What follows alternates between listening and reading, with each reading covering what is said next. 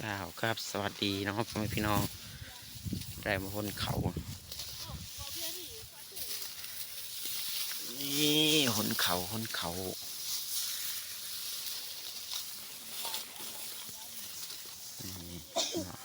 ไทยเอารถไทยหนเขา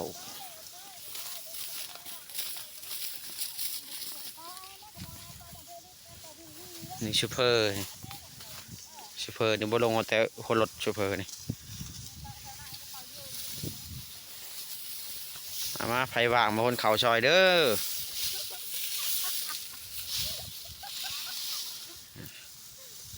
โอ้ย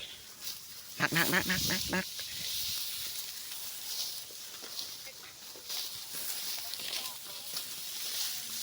จ้า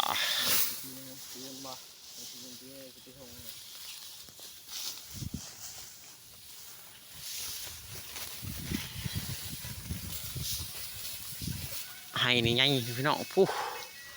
อยู่ชนไม่วิกผู้เจ้าก็ไม่หลอนผู้ระดับ1 เฮกตาร์แต่ให้เดียวนี่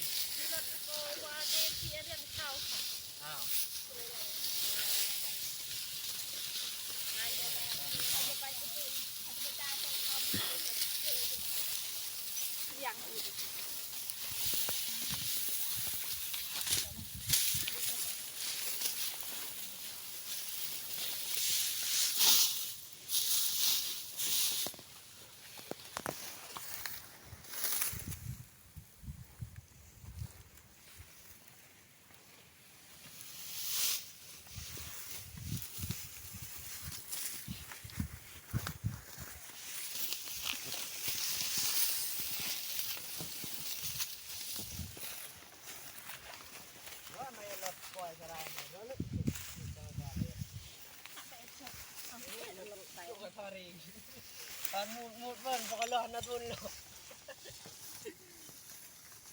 เกือบ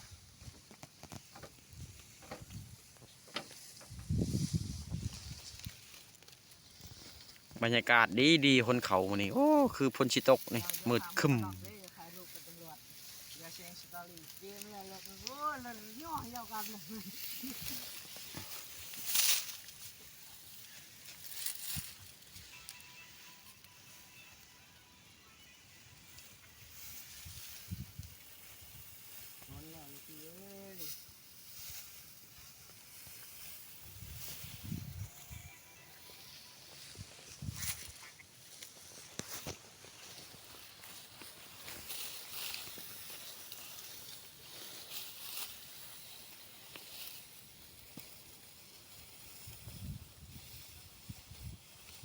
คือเอามียาเลยดิยะเงียบปะกุ๊กเมีย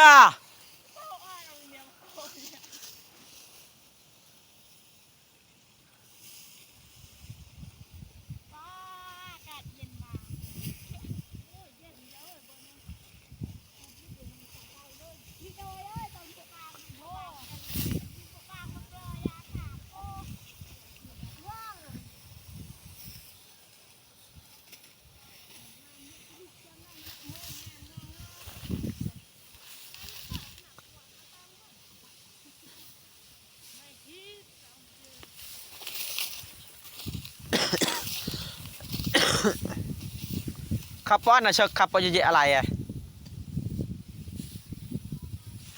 ปล่อยไปยานาแม่เด็กจนประหลอดแกเต้ไม่ขับป้อนเยอะๆเจ็บหมูฉลาป้อนในเลยชาวล้านใน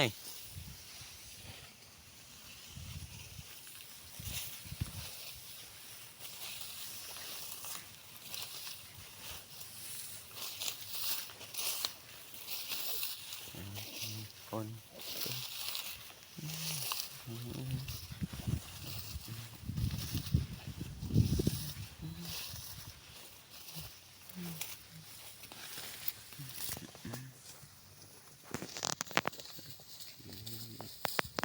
ตวัดกินเลยกระหน่ำตวัดกินไหนเปลืองตอบ